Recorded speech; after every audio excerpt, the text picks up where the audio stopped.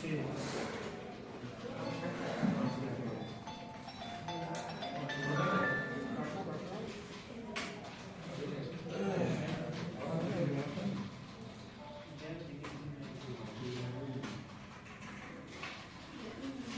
তোমাদেরকে যেটা আমি বললাম ইনসার্টের মধ্যে যেটা তোমাদেরকে ক্রস রেফারেন্স যেটা আমি দেখালাম, সেটা হচ্ছে আমরা ক্রস রেফারেন্স করব তখনই যখন আমরা সূচিপত্র, যে বই আমরা দেখে থাকি যে বিভিন্ন সূচিপত্র রয়েছে, তো সেই সূচিপত্র ধরো এসি মোটর কত নাম্বার পেজে রয়েছে, ডিসি মোটর কত নাম্বার পেজে রয়েছে, অল্টারনেটর কত নাম্বার পেজে রয়েছে, সেই সমস্ত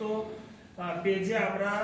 মুহূর্তের মধ্যে সেটা সূচিপত্রকে দেখতে পাই। তো সেইখানে যাওয়ার জন্য আমরা মেনলি ওয়ার্ডেও ঠিক সেটা করা যায় যে 500,000 পিসের ধরো একটা ওয়ার্ড ফাইল, সেই ওয়ার্ড ফাইলে আমরা একটা সূচিপত্র বানাবো। সেটা বানানোর ফলে আমরা যদি সেটাকে হাইপারলিংক করে রাখি, ওটাও এক প্রকারের হাইপারলিংক,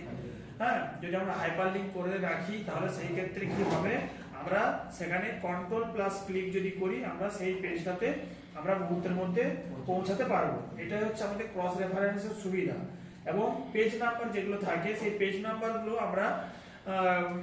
আমাদেরকে ম্যানুয়ালি ইনপুট করতে হবে না, এবং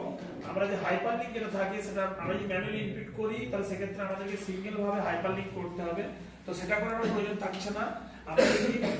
ক্রস রেফারেন্স ইউজ করি আমাদের পেজগুলো অটোমেটিক আসবে এবং হাইপারলিংকটা অটোমেটিক হয়ে